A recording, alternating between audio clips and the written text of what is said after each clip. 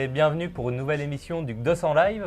Aujourd'hui, nous avons la chance de recevoir Patrick Venturini, le président du VNVB, donc du volley Nancy, Vendeuvre Nancy, volleyball, excuse-moi. Oui. Et donc Zoé Betts, qui est une joueuse donc, de l'équipe professionnelle formée au VNVB. C'est ça. Bienvenue. Bienvenue à vous, bonsoir. Donc le 8 mars, c'est la journée internationale, nationale des droits de la femme. Et pour l'occasion, le VNVB a un partenaire particulier qui est le GDOS de Meurthe-et-Moselle et des invités particulières puisque l'objectif c'est de mettre un maximum de femmes en avant au Parc des Sports de Vendeuvre pour venir supporter le match contre le Canet. C'est ça. On change un peu de sujet, bon, ça aura manqué à personne de constater que le conflit entre la Russie et l'Ukraine avait un impact qui dépassait le champ des médias. Et donc le sport se saisit également de l'affaire. Au VNVB, vous êtes directement concerné puisque vous avez une joueuse ukrainienne. On a une joueuse, Diana Frankevich, qui est arrivée donc cette année et qui est toute sa famille est là-bas. Ouais. Et c'est vrai qu'elle a des nouvelles, encore heureusement, assez régulièrement, même toutes les 3-4 heures, parce que c'est vraiment tendu, quoi. C'est vraiment tendu pour elle. Et bon, après, peut-être que Zoé pourra vous parler d'elle au niveau du groupe. Mais bon, si je prends le cas de samedi, le match de samedi, avant de rentrer sur le terrain, elle reçoit une vidéo de l'immeuble où habitent ses parents qui était bombardé. Vous voyez dans quel état d'esprit elle a pu jouer, la pauvre. Voilà, c'est juste impensable. On revient au sport pro. Le VNVB recevait France Avenir 2024 et malheureusement, ça ne s'est pas passé comme prévu. Non. Alors, une défaite 3-7 à 2. Un couac, comme on dit. Un petit couac. Un gros couac. Après 2 belles victoires à l'extérieur. Oui. Et là, un coup d'arrêt. Vous pouvez nous en dire un petit peu plus? Vous avez analysé un petit peu la défaite? On a analysé, oui. Je pense que l'équipe de France Avenir a fait un super match. Ouais. Malgré que le coach ait bien prévenu notre équipe en disant attention, c'est pas un match à prendre à la légère. Je dis pas qu'on l'a pris à la légère, mais bon, on s'est dit allez, on va essayer de faire souffler un peu les cadres et de mettre les joueuses du banc. Et puis vite fait, on s'est fait manger, dépasser, manque de vivacité. Et puis une fois qu'on commence un peu à stresser, les balles vont dans le filet ou les balles sortent. Et voilà, c'est une multitude de fautes qui ont fait qu'on a ramé, c'est le cas de le dire, tout le match.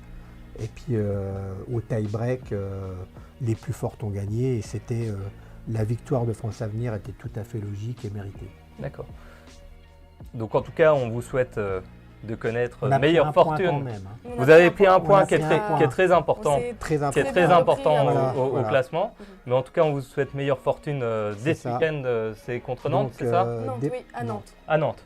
Voilà. Donc Zoé, toi, tu as commencé le volley à Nancy? C'est ça, oui, au club. Il y a combien de temps? Il y a maintenant presque 15 ans. D'accord. Tu es passé par toutes les catégories et donc aujourd'hui tu fais partie du groupe Espoir, c'est bien ça? C'est ça, j'ai fait partir du baby volley, donc la petite catégorie du début, et j'ai fait toutes les équipes jeunes, M11, M13, M15, jusqu'à N2 et maintenant centre de formation avec l'équipe professionnelle. D'accord. Et tu évolues à quel poste? Maintenant je suis libéro. Tu peux nous expliquer un petit peu le rôle du libéro? Alors le libéro, c'est un peu le gardien de foot du volley. On n'attaque pas, mais on est maître de la défense, de la réception et on est la dernière ligne pour empêcher l'équipe adverse de mettre le point. D'accord, donc une pièce maîtresse du jeu. Impératif.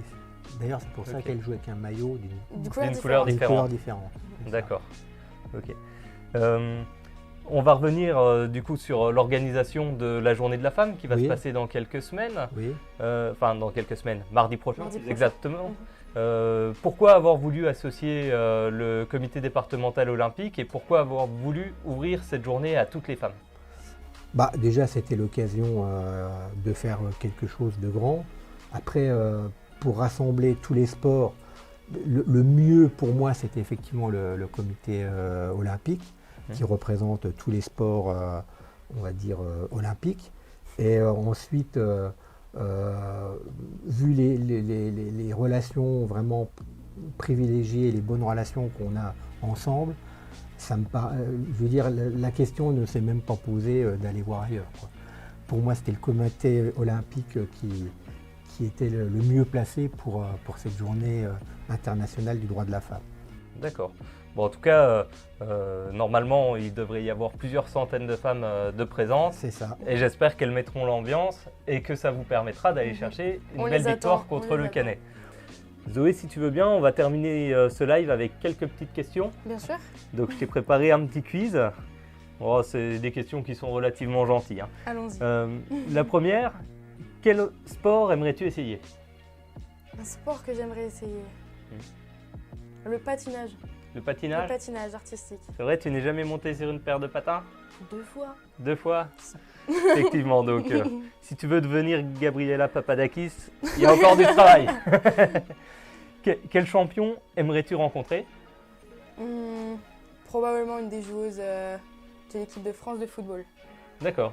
Parce que c'est un sport derrière lequel on est vraiment impliqué en France, mais je trouve qu'on ne les voit pas encore assez et elles se battent vraiment pour être reconnues et pour avoir plus de visibilité. Et ça m'impressionne. D'accord. Donc on fait un appel aux joueuses de l'équipe de France. Si jamais vous ne savez pas quoi faire, vous pouvez venir supporter le VNVB et rencontrer Zoé, elle vous attend au Parc des Sports de Vendeuvre. Et dernière question, quel est ton rêve de sportive? Participer au JO. Participer au JO. Plus belle compétition. Forcément. 2024? Pourquoi pas? Pourquoi pas? Alors, quel est ton avenir, justement, puisque tu es espoir, quel est ton avenir spécifiquement par rapport au club et par rapport à ta carrière? Par rapport au club, j'aimerais poursuivre encore un peu dans ce club et essayer un jour d'être moi-même titulaire sur le terrain, ouais. Dans mon club qui m'a vu commencer volley. Club de cœur. C'est ça, ma ville. Et non, j'aimerais aller le plus loin possible. Donc, président, vous avez entendu le message. Voilà. Vous avez une joueuse d'avenir du Cru Maison. En tout cas, si on l'a gardée et qu'on la poursuit dans le, on va dire dans le cursus de joueuse professionnelle, c'est qu'il y a des raisons, quoi. Voilà. Tout à fait. En tout cas, je vous remercie. C'est la fin de notre émission. Merci beaucoup à votre participation. Et puis, je vous souhaite le meilleur pour les prochains matchs. Surtout le 8 mars. Et surtout le 8 mars. Voilà. On ne se voit pas le week-end, on se voit pas lundi prochain parce que du coup, nos alternants en communication sont absents. Donc, nous n'aurons pas d'émission live, mais nous serons présents au VNVB et avec la Web TV pour vous faire partager l'événement et avec Radio Campus pour vous commenter le match en direct. Donc, on vous souhaite une bonne fin de journée et on se donne rendez-vous le 8 mars. Ok, à bientôt. À bientôt. Au revoir.